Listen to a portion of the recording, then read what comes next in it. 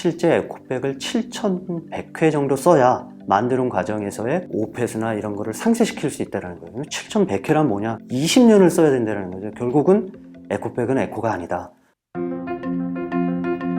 친환경 라이프스타일 브랜드 저스트 크래프트를 운영하는 리오 홀딩스의 대표 서부석입니다.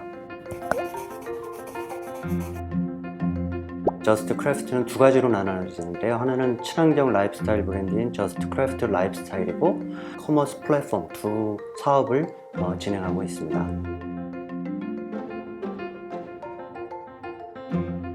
우연찮게 이제 대기업이 확정된 상태에서 웨투업인 샤넬이라는 회사의 면접을 보게 됐고, 그 면접 과정에서 제가 정말 존경할 만한 분을 뵙게 된 거죠.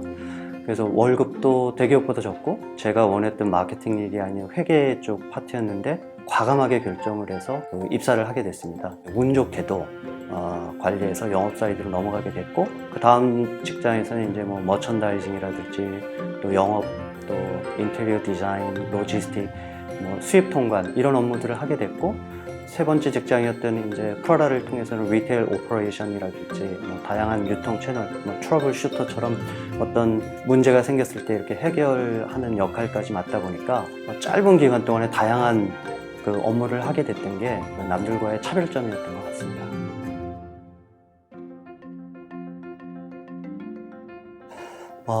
진짜 늦가기 창업을 했죠. 제 나이 또래 되면 이제 안정을 도모할 수밖에 없는 거죠. 근데 여태 제가 직장 생활하면서 모아놓은 돈을 다 퍼붓고 있거든요.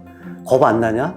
주위에 이제 친구들이 그런 얘기해요. 그 돈이 있으면 뭐하러 사업을 해? 그냥 편하게 여행 다니고 골프 치고 이러면서 편안한 삶을 영위하는 게 낫지 않아? 이런 질문들을 하는데, 그러니까 은퇴를 했다 그래서 저희 부모님 세대처럼 뭐 한 50대 은퇴해서 60대까지 살면 한 10여 년은 그렇게 살 수 있을지 모르겠는데 40년 동안에 뭐 하고 살지? 결국은 그거는 대학 졸업하면서 나 뭐 하지? 라는 질문하고 똑같은 거거든요. 그동안 쌓아왔던 노하우를 통해 가지고 좀 더 다른 생각을 갖고 제2의 삶을 살 수 있는 그런 좋은 시점 아닌가라는 생각이 들어요. 사실 CEO로 14년, 15년을 근무를 했기 때문에 창업이 남들만큼 쉬운 결정은 분명히 아니었어요. 샘소나이트를 퇴임하면서 저는 NGO 단체에 가서 봉사하는 꿈을 또 꿨던 거죠. 근데 저희가 이제 후원하던 미래숲이라는 단체의 대표님께서 인도에 이제 저를 초청을 했어요. 그래서 지구 사막화 방지 협약에 참석을 하게 됐고, 큰 깨달음을 얻게 됐던 거죠. 결국은 이제 친환경 사업을 한다는 것은 누군가로부터 기부금을 받아서 활동을 하게 되는데, 그 기부가 원하는 만큼 이렇게 안 됐을 경우에는 사업 규모가 축소될 수밖에 없는 그런 현실을 보게 된 거예요. 제가 꿈꿨던 그 NGO 단체가 맞느냐, 아니면 어떻게 하면 좀 더 사회에 기여를 하는 게 맞냐. 제가 그동안 몸담았던 유통을 통해서 뭔가 브랜드를 만들고, 그 브랜드에서 자연스럽게 수익 모델을 통해서 사회에 환원하고 기부하고 기여할 수 있는 그런 비즈니스 모델을 생각을 하게 됐습니다. 왜 이 웨투업인들은 돈 많이 벌어서 해외 법인에다 본사에다가 배당을 열심히 하면서 사회 기여를 하지 않느냐, 그 비판을 받을 때마다 왜 그래야 되지? 뭔가 할 일이 없을까? 이런 생각을 했던 거고, 두 번째 관련돼서는 죄책감이에요.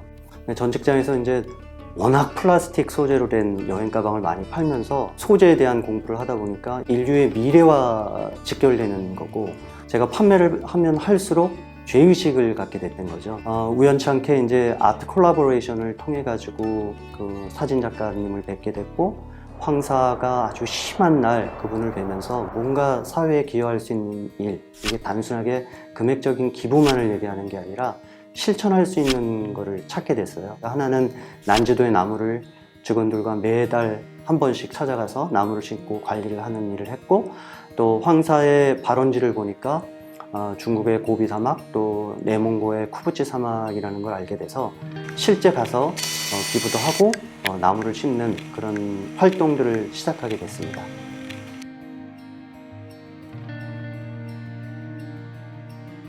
최근에 화두가 ESG인데 어떤 비즈니스 모델을 만들까 고민을 했고, 결국은 소재에 많은 관심을 갖게 돼서 재사용 머티리얼을 활용을 해서 제품을 만들고 있고, 두 번째는 이제 공정상에 있어서도 인체의 유무 관계를 떠나서 환경에 무해한 그런 공정을 찾아가는 과정에 있다라고 말씀드릴 수 있고, 소비자분들께 배송되는 과정에 있어서도 쓰레기를 양을 줄여야 되겠죠. 그래서 스마트 패키징을 도입을 해서 친환경 브랜드를 지금 현재 만들어 나가고 있습니다.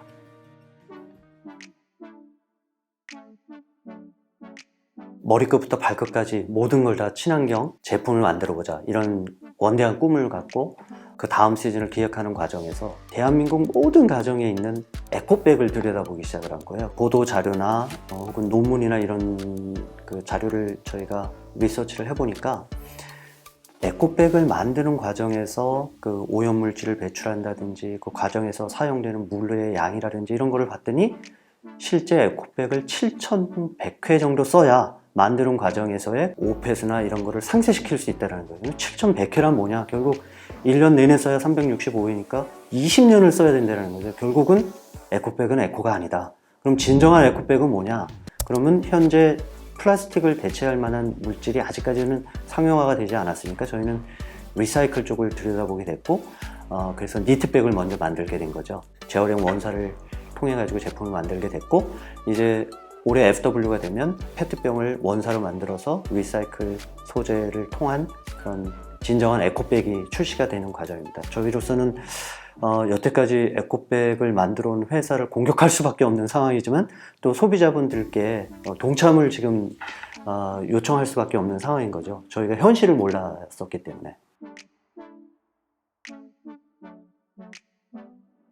보통은 이제 패션 기업들이 브랜드를 런칭을 할 때는 명확한 타겟 커스터머를 딱 정하죠. 뭐 25세에서 34세 여성 뭐 이런 식으로. 근데 그 일상생활에 필요한 제품들을 다 저희가 만들겠다, 이런 포부를 갖고 또 라이프스타일을 바꾸겠다, 이런 꿈을 꿨기 때문에 연령대가 굉장히 다양할 거로 예상을 했죠. 실제 뚜껑을 열어보고 1년 동안의 영업을 해보니까 18세부터 65세까지 있는 거예요. 유튜브 방송을 통해 가지고 링크를 걸고 매출이 많이 일어났어요. 근데 이제 그 다음날 딱 전화가 오는 거죠. 동영상을 유튜브를 봤는데 실제 온라인에 주문을 못할 정도의 연배가 있으신 그런 분들이 어떻게 좀 구매할 수 있도록 좀 도와주세요. 저로서 깜짝 놀랐던 거죠.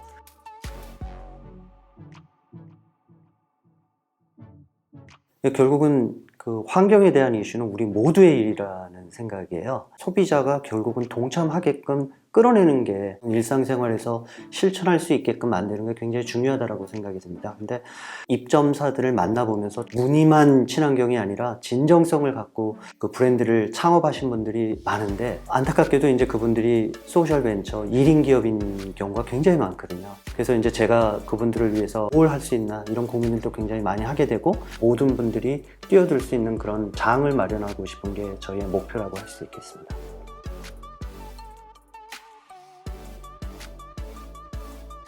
젊은 창업과 마찬가지인 그런 열정을 가지고 회사를 키워나가고 싶고요. 결국 10년 후에는 저희 친환경 사업이 커지고 10억 그루가 넘는 나무를 심으려면 저희 비즈니스가 커져야 되겠죠. 그래서 5년 후에 상장을 목표로 하고 있고, 저희가 비즈니스가 커지면서 자연스럽게 기부금도 늘어나고 동참하고자 하는 그런 많은 시민들과 나무도 많이 심고 사회적인 이슈들을 해결하는 그런 기업이 됐으면 합니다.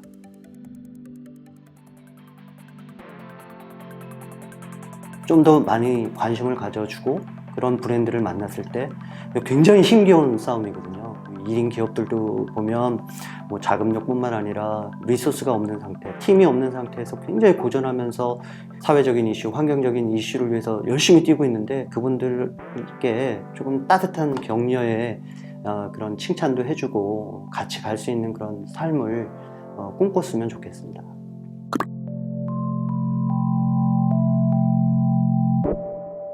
구독, 좋아요, 알림 설정 꼭 부탁드려요.